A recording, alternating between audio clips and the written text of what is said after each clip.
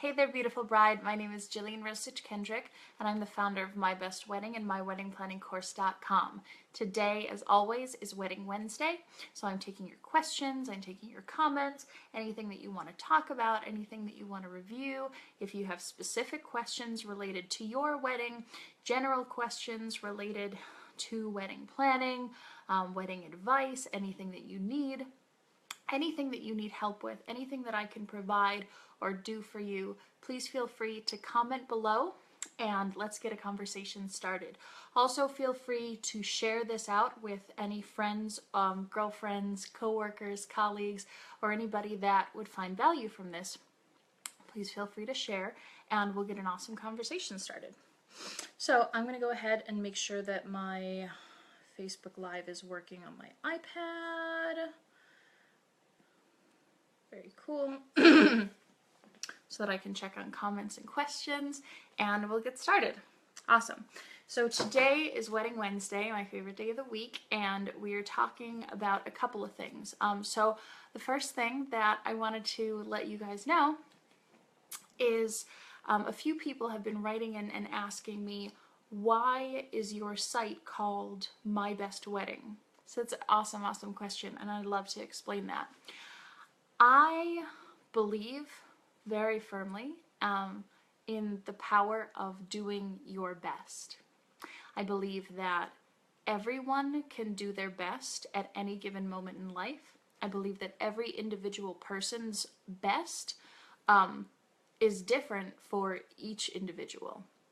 So the best that Beyonce could do, right, or the best that the President of the United States could do, or the best that a CEO of a company could do is a lot different than, you know, the best that a stay-at-home mom could do, or the best, and it varies, right? The best job that a stay-at-home mom could do in terms of like raising her kids is probably an awesome job, but the best job that a CEO could do, balancing kids and work and whatnot, may not be the best thing. So your best and doing your best, doing my best, is dependent on who I am as a person, what my skills are, what talents I have, the time that I dedicate towards something, the effort that I put into it, and how much I care about its success or failure to get to that next level.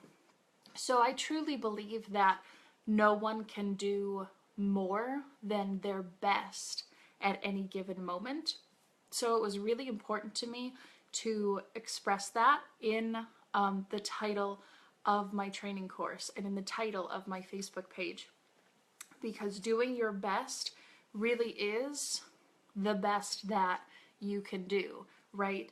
And your best varies. Like if you have a bad day, your best might only be at like a 3 on a scale of 1 to 10, right? But if you're having a really good day, you feel really good about yourself, things are going well, your best might be at an 8 or 9 or even at the 10. So it just depends and it varies. And, you know, doing your best at any given moment is the best that you can do at that moment given those circumstances. And I want you to have your best wedding possible given your budget, given your your family, given where you want to get married, given when you want to get married. You can only ever do your best. So I wanted to make a course that expresses that feeling that I'm very passionate about. I'm not seeing any questions yet, so if anybody has any questions, or if you want to get a conversation started, if you want to review anything, if you have specific questions related to wedding planning, please comment below and let me know, and feel free to share this out to other people as well. So something that I wanted to do today for training is I wanted to show you, during the cocktail hour, a lot of people can kind of tend to forget some details when it comes to cocktail hour, but I actually wanted to show this to you. I printed out for my cocktail hour for my wedding, I printed out the hors d'oeuvres list and the drinks list so that people would know what's what and what's available, what it comes with. They wouldn't have to ask a waiter or waitress, you know, is this gluten-free? Does it have this on it or that on it? And it was just important to me to have something like that so that it was clear and concise and people were prepared. So what I did was I went to Michael's Crafts and I found this really, really beautiful paper that fit really well with my like burlap and lace theme for my wedding. And I printed several test pages. So I just took the regular paper out of my printer and I printed off several test pages, and then I lined up like the regular sized paper, right, with the actual sheet of paper to see kind of where all of my wording sort of falls on the page, and then I could adjust it in like my Word doc to get it to where I wanted, and then print it off. So what I ended up printing off out of just, it cost me what, a few dollars for this paper, and then just the ink that I had at home in my printer, and I was able to print off, you'll see the list of hors d'oeuvres, and then the list of beverages that were available during my cocktail hour. And obviously the beverages were available like all night, but this was just really, really nice to have. And so then what I did was I actually cut this out and made it as square as possible. And there was a super cute like chalkboard with kind of like a clipboard paper clip on it. And I took that and I clipped this, once it was cut out, to the clipboard, and it sat kind of in a frame on the cocktail hour bar, and it was just super cute, and people were able to see very clearly like what they could have, what was available, especially for kids too. Like you walk up to a bar and you just kind of assume that it's alcohol only. Well, that's never really the case. So it was important to me that my guests knew what items were available if they wanted something. So don't feel like you can't have something that's beautiful and that is functional and is really easy actually to put together. Again, this paper at Michael's Crafts cost me, I don't know, like 99 cents, $1, a couple dollars, and I actually bought probably 3 or 4 sheets of this paper because I knew that either I was going to print it incorrectly or I was going to cut it incorrectly, and I wanted to make sure that I had a couple of extra sheets just in case that happened. So then, you know, and I could have done all sorts of cool stuff with like stylizing the font. I could have done, you know, a ton of other things and had other ideas as well for how this went, but it was just important to me that it was beautiful. It matched my theme with like the clipboard and the chalkboard sort of look, and it was rustic and cute, but it was also still functional, and it was really important for me to have something like that. So if you're just joining us, today is Wedding Wednesday. Feel free to ask any questions that you have regarding wedding planning, anything that you need. I'm here to answer your questions, take your comments, and as always, let me find it. Anyone who asks a question on Wedding Wednesday will be shipped one of my free My Wedding Planning Course notebooks. We're actually going to have these on the website for sale in just a couple of days. Actually, the website is like centimeters from the finish line, from being done, and I'm so excited to launch it to you guys. But just so you know, you can actually go right now to myweddingplanningcourse.com. The website isn't up and available yet, but there is an opt-in button right there on the website where you can actually opt in, and I will email you personally and let you know, hey, the website's available, please log in, join, enjoy. If you have any questions, let me know. So if you want to stay up to date and you don't want to have to remember when we're launching, please go ahead to the website and opt in, and I'll send you an email. So Sandy wants to know, what are some fun activities to keep your guests entertained and not bored? Sandy, that's an awesome question. I love that you brought this up. This is so great. This is really, really good training, actually. So I have one response question for you, actually, Sandy. In terms of activities for your guests, are you talking about during the cocktail hour or during the reception? And are you talking about kids, or are you talking about adults, or are you talking about kind of everyone in general? So go ahead and give me some feedback in the comment section. I'd like to hear specifically what you're asking about. But I'll go ahead and answer that in terms of something that was important to me when I was wedding planning. During the reception, okay, cool. Are you talking about kids or adults or both? Let's look for that. But something that was really important to me when I was wedding planning actually was I noticed that other weddings I went to, excuse me, that I would see kids go to these weddings and there was nothing for them to do, right? They might like play a game, they might like bring their I don't even know what these things are called anymore, their Game Boy or their Nintendo or whatever, their handheld stuff that they could take on the go with them, or they might, everyone. Should I worry about planning activities for kids? Good question. So that's kind of where I'm going, but we'll get back to that in just a second. So I was nervous about how many weddings I had been to where I had seen kids who just sit on the phone and they don't enjoy themselves. They're bored. And I didn't want to have a wedding that was only for adults, right? Like you can eat, you can dance, you can drink, and then get out. I didn't want that kind of a wedding. So I wanted to make sure that it was inclusive for kids as well.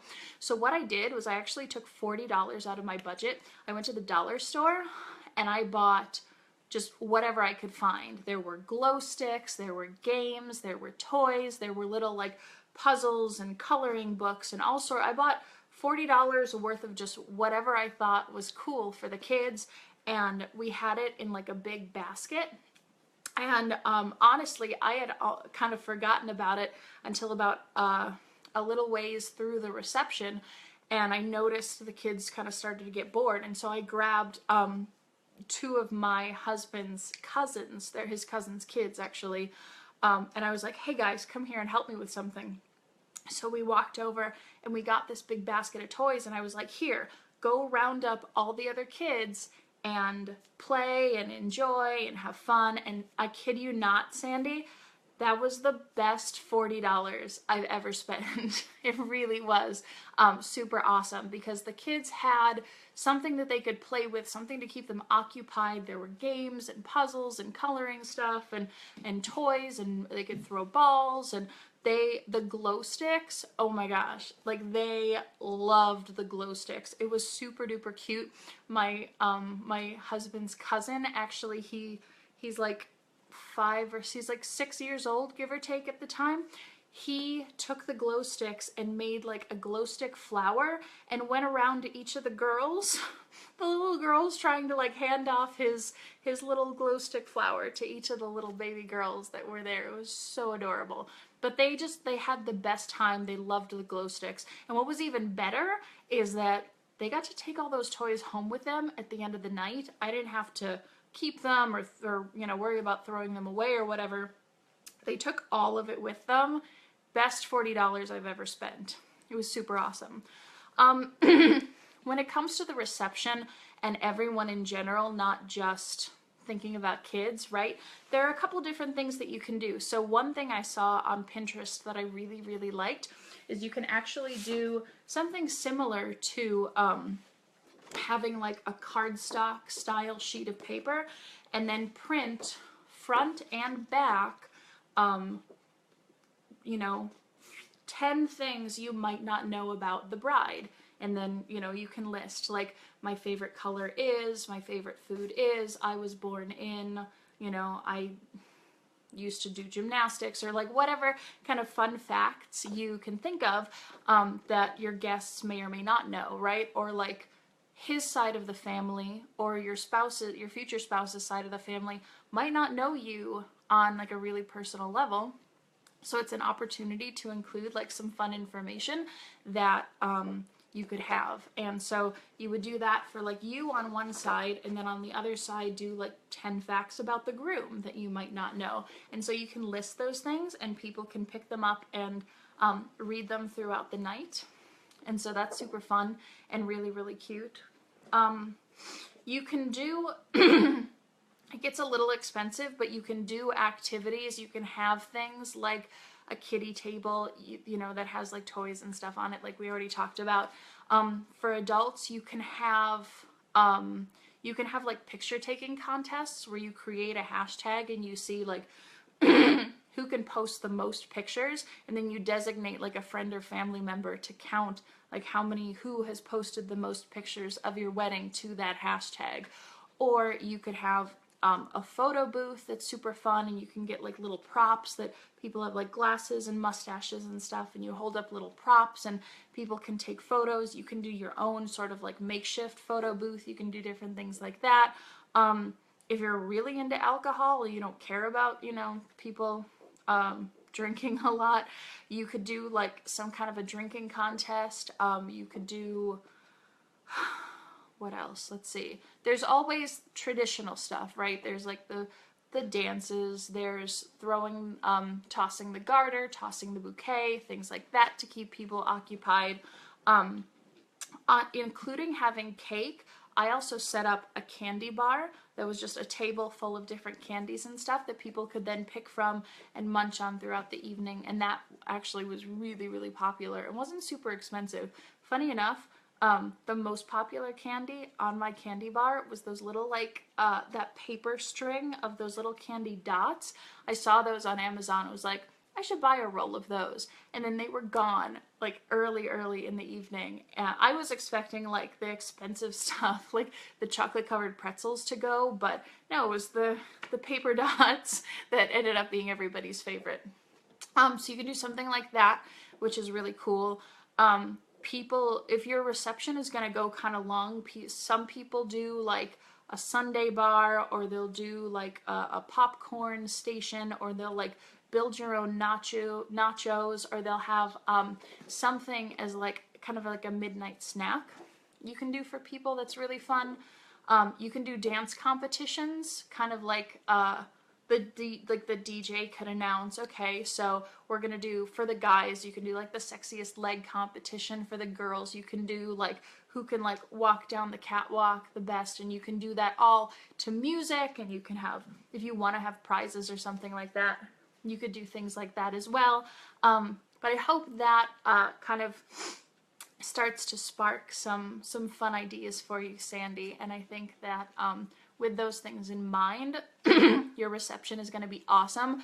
And I also love that that is one of your questions, because too often I see, and by no means should the wedding not be about the bride, but too often it's so easy for a bride to get like caught up and consumed with the wedding's mine and it's all about me. But really, and it is, absolutely, but at the end of the day, it's also about your groom. It's also about the families. It's also about your guests, more so than anyone. So I love that, excuse me, I love that your very first question is, how do I entertain them? How do I make it a great experience for them? I love that. Having that mindset is really gonna set you up for success in wedding planning. So congratulations, that's so exciting. And Sandy, please private message me your mailing address, and I'm gonna send you out one of my wedding planning course notebooks. Awesome, really good question. So again, today's Wedding Wednesday. I'm Jillian Rosich Kendrick, founder of My Best Wedding and MyWeddingPlanningCourse.com. I am taking your questions for Wedding Wednesday. If you have questions, thoughts, ideas, need help with wedding planning, I am here. Let's start a conversation. Feel free to like this video, give me some hearts, share this video out with friends, family, colleagues, coworkers, anyone you think can benefit from this and from this advice. And let's keep talking about awesome wedding planning ideas. Yay. You know, Sandy, another thing that I thought of, excuse me, I don't know what's caught in my throat today. Your DJ probably has a lot of ideas of different things that you can do for the reception. Like during the dance party or so, you could do some like inflatable like beach balls that get bounced around and stuff. That could be super fun. Something that I did at my wedding was we actually had a cornhole set. In the South, it's called cornhole, but up north, it's called like bags or bag toss or something like that. And so we actually had a cornhole set that I think our venue ended up giving it, letting us borrow it. But we had that, and so a lot of people were playing cornhouse or we're playing cornhole or bag toss, and that was really fun as well. So you could do all sorts of things like that. If you wanted to get really, really extravagant, or not extravagant, but get really creative, and it might take like some extra time as well to set up, is you could actually have like a scavenger hunt for the kids. So find one of these, find one of these, and you could do something like that that could be really super cute and fun for kids as well. And adults. I like scavenger hunts. Why not? So, Elizabeth. Hi, Elizabeth. Congratulations on getting married. So excited for you. Elizabeth says, I'm having a violinist for my ceremony. Awesome. I'm not big on the wedding march. If I don't want to walk down the aisle to this, is that tacky? Elizabeth, hell no. Good for you. I am not really a big fan of the wedding march either.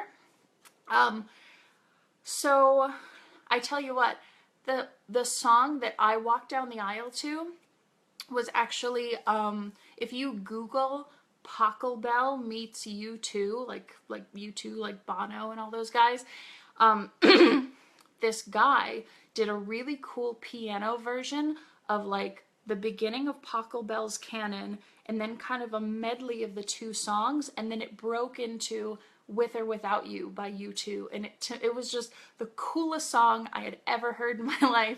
And I knew like 2 years before I got married, I was like, that's the song I'm walking down the aisle to, and I made it happen. So no, it is not tacky to walk down the aisle to the wedding march. If that's what you want and that's your dream, do it. If you don't want to walk down the aisle, like you said, to the wedding march, that's totally cool too. It's really up to you, whatever you want, because it's your day, it's your wedding, and especially that moment. Excuse me, guys, sorry about that. The moment of you walking down the aisle really is like your shining moment of the wedding. So take advantage of it and walk down the aisle to whatever you want, right? At the end of our wedding, when my husband and I were, I think they call it the recessional rather than the processional, when my husband and I were walking back up the aisle to finish the ceremony, we actually walked away to one of the songs from Star Wars. So you can do whatever you want, whatever you like. If you need some ideas, you can, if you have questions about a specific song, you can feel free to comment below, or if you want to like bounce ideas off of anybody, myself included, or anybody here that's watching, feel free to mention those song names. But totally, like if you don't like the wedding march, or maybe you don't like the wedding march with like the organ or the like you said, you're having a violinist. Maybe you don't like the way that the violin plays the wedding march, but you might like it for, if it's like a different instrument or something like that. So consider those options as well. So let's see. And Elizabeth, private message me your mailing address, and I'm going to send you out my wedding planning course notebook to you for free. So, Brianna, hi Brianna, how's it going? Brianna says, I love the bridegroom fun facts on the table. I might use that. Awesome.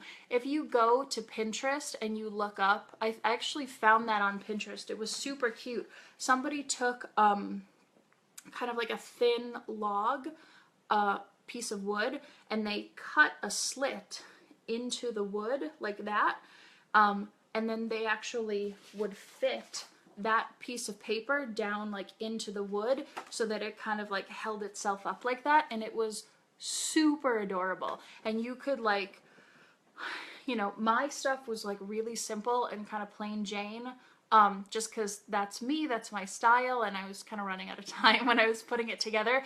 But if you plan ahead and you look for like some stock images or some cool graphics, or maybe you're really artistic, or somebody that you know is artistic, and you can have somebody like create something really, really beautiful and then get it printed, that's super fun. And it adds that extra like personalized element, and it just adds to your theme, and it's really not that much work. Nothing in wedding planning is truly a lot of work when you do the necessary preparations to make those things happen. when you like wait, like if you're like me and I waited till almost the last minute to get my wedding cake, and by last minute I mean like 2 months before my wedding, I was like kind of scrambling to get the whole wedding cake thing together.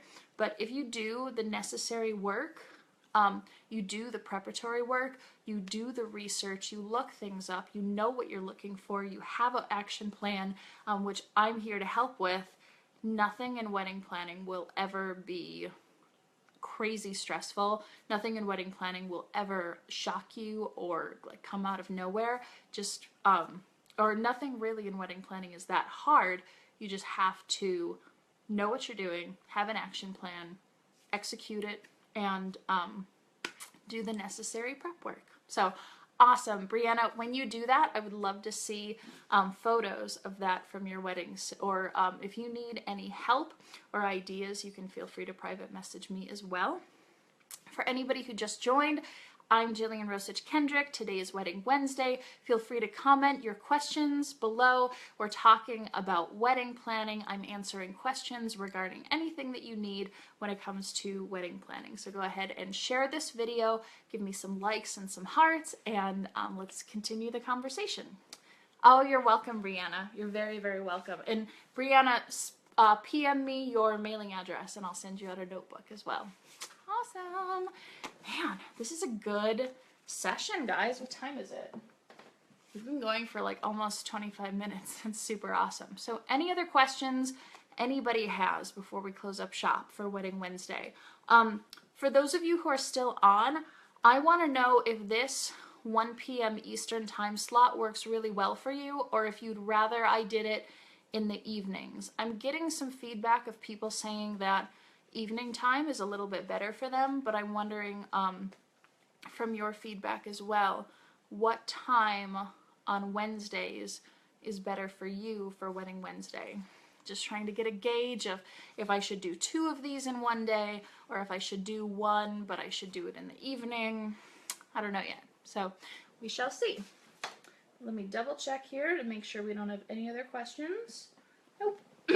Awesome. Well, you ladies, have a beautiful day. Congratulations on being engaged. Enjoy wedding planning. God bless you. I'm here. You can PM me if you need anything at all. Let me know, and let's keep the conversation going. See you next Wednesday for Wedding Wednesday. Bye.